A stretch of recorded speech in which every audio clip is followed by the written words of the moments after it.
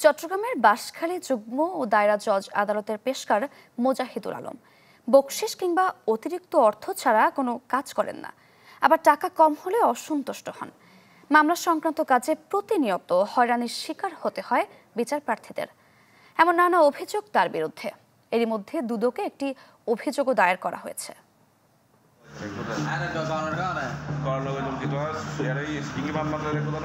বাঁশখালী যুগ্ম জেলা ও দায়রা জজ আদালতের পেশকার মোজাহিদুল আলমের কক্ষ।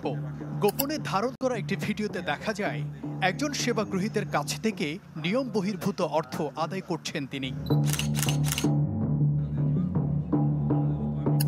এমন আরেকটি ভিডিওতে দেখা যায় একই চিত্র। বাঁশখালীর শিলকুপ ইউনিয়নের বাসিন্দা বিচার প্রার্থী ওয়াহিদুল আলমের কাছ থেকে নিচ্ছেন অর্থ। টাকা কম দেয়ায় কথা বলছেন কিছুটা মনক্ষুণ্ণ হয়ে।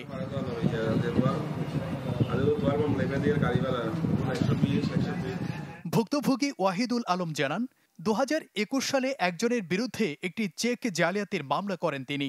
তার অভিযোগ, এই মামলার শুনানির তারিখ নির্ধারণের তথ্য এবং এজলাসের নথি উত্থাপন বিষয়ে জানতে গেলে নানাভাবে হয়রানি করেন পেশকার মোজাহিদুল আলম।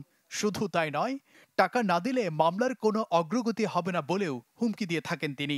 এমন অবস্থায় নিরুপায় হয়ে টাকা দিয়ে কাজ করতে হয় তাদের। ফোন করে নিয়ে যাবে, বলে তোমার সাজা ফরমানা পাঠিয়ে দেবো, টাকা দাও, 3000 টাকা দাও, 1000 টাকা দাও, এগুলো কি দিচ্ছ, টাকা না দিলে কোনো কাজ করছে না। তো এইভাবেই কাজগুলো ওনাকে টাকা দিলে হয়, টাকা না দিলে হয় না। তার মতো এমন অভিযোগ করলেন বিচার প্রার্থী আরও কয়েকজন। সবারই অভিযোগ, টাকা বা হয়রানি ছাড়া কাজ করেন না পেশকার। ফেসিস্ট আমল থেকে তিনি তার কার্যক্রম চালিয়েছে এবং এখনও তার তো ওই তদবিরের কি আছে, উনি বহাল আছে, মানে তার কার্যক্রম তার বেপরোয়া গতি চলমান আছে। তবে এসব অভিযোগ সত্য নয় বলে দাবি অভিযুক্ত পেশকার মোজাহিদুল আলমের। ভাই আমি এরকম কিছু নেই না ভাই, বহির্ভূতভাবে যেটা নিয়মতান্ত্রিকভাবে যে এটা আমি কাউকে জোর করে বা এরকম করে কিছু না, আমার এরকম কোনো ইয়ে নেই। প্রায় 4 বছর ধরে এই আদালতে কর্মরত আছেন মোজাহিদুল। তার বিরুদ্ধে দুদকের চট্টগ্রাম জেলা কার্যালয়ে একটি লিখিত অভিযোগ দিয়েছেন ভুক্তভোগী ওয়াহিদ।